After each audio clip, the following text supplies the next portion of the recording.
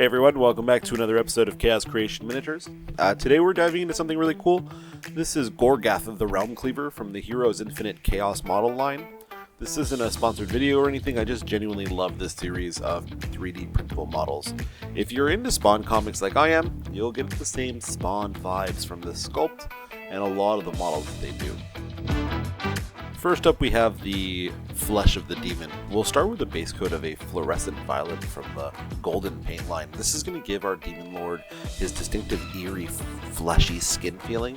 This is a matte paint and it takes a few good coats for a solid foundation, but it gives a really nice effect. While that sets, I go about tackling the armor trim with an Ahriman blue from Citadel Colors. This is to match my Chaos Space Marine Army color scheme that I've been working with in the past. I make sure not to paint over the black panels of the armor, but when I do, it's easily corrected with a quick application of Abaddon Black.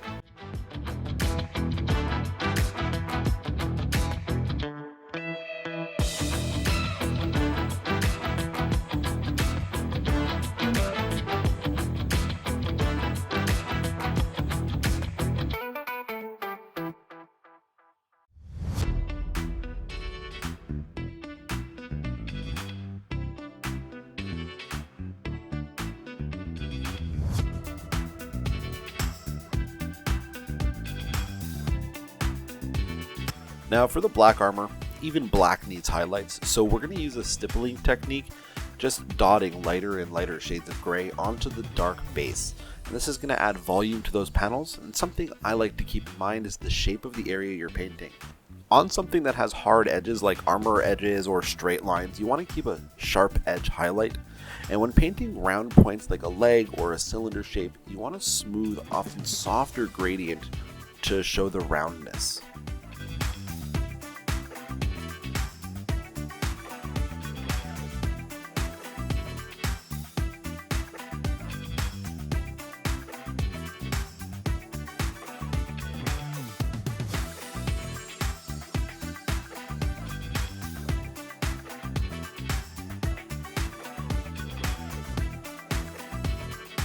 For his loincloth, we're going to go with an Evil Sun Scarlet base coat, adding 2 coats for a solid foundation, and I'm gradually adding yellow for some of the fiery highlights.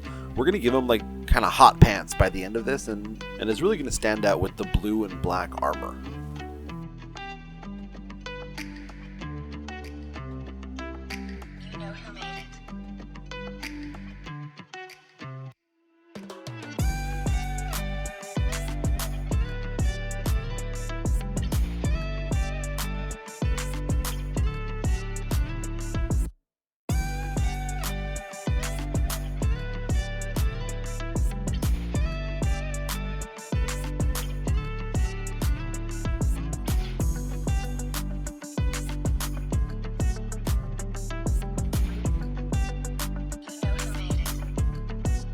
So once again, I forgot to hit record when airbrushing the sword.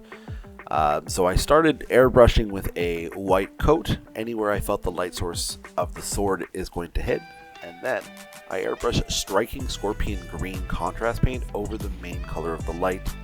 Contrast paint seems to work really well in an airbrush for applying a very smooth and even consistency over what you're painting. After that, a touch of titanium white is prepped for all the glowing effects. This is going to be the brightest parts of any of the highlights, and it's going to maximize the saturation of the yellow contrast paint we're going to lay over the glowing green of the model.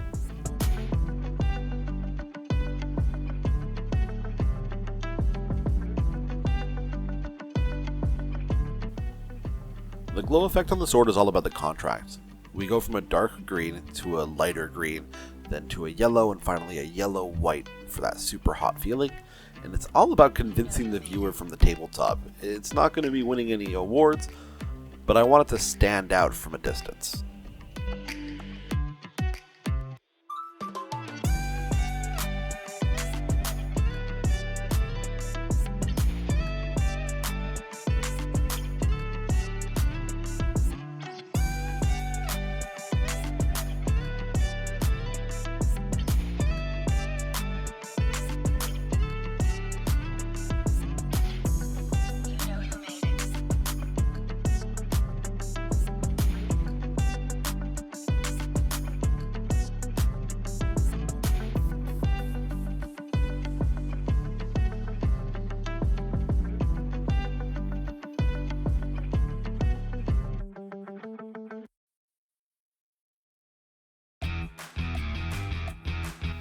When I go into painting the claws, I really wanted them to look like they're scorching hot. After a quick white airbrush on the tips of the claws, I'm going to use a yellow contrast paint. Then I come in with Gorath Flame. This is an orange contrast paint from Citadel, and then applying Doomfire Magenta to the deeper parts of the claws where it connects to the hand. These colors work really well at making a convincing look of heat radiating off of these claws.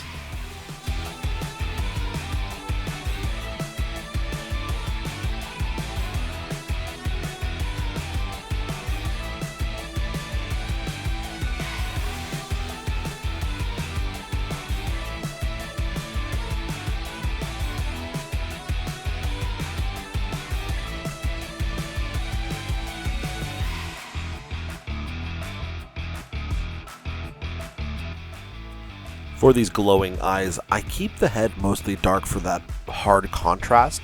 I white base coat the recesses of the eyes, and then go in with that Gorath Flame orange, and then a dot of yellow right in the center.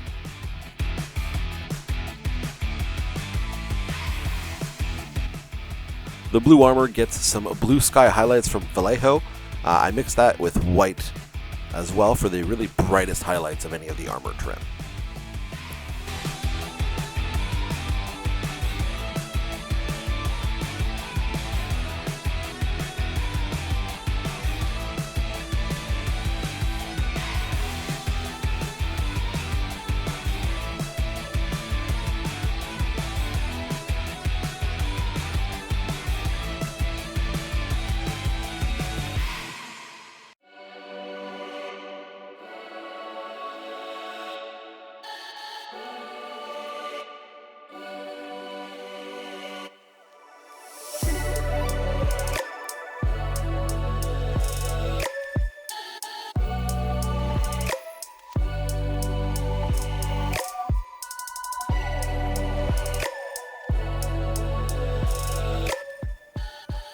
To emphasize the glow of the eyes, I shadowed the helmet with Abaddon Black, really darkened it out.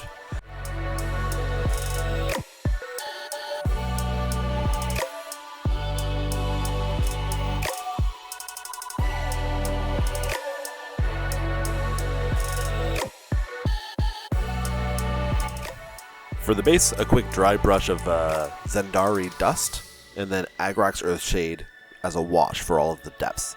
And then I go in with a Wraithbone White on the skulls, a light dry brush again with a Zendari Dust for extra textures to really bring back from the Earthshade.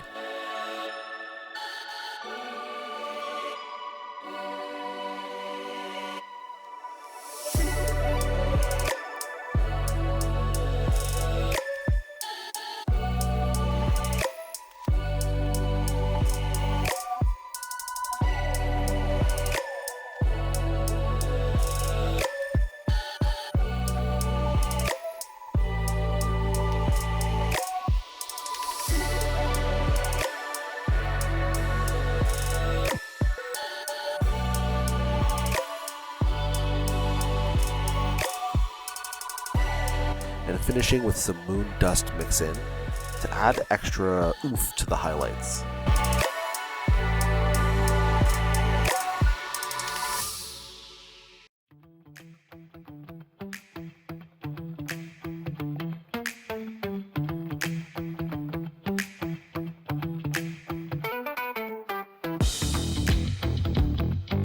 And of course, friends don't let friends leave their rims raw, so a good rimming with that paint really ties it together and finalizes that base.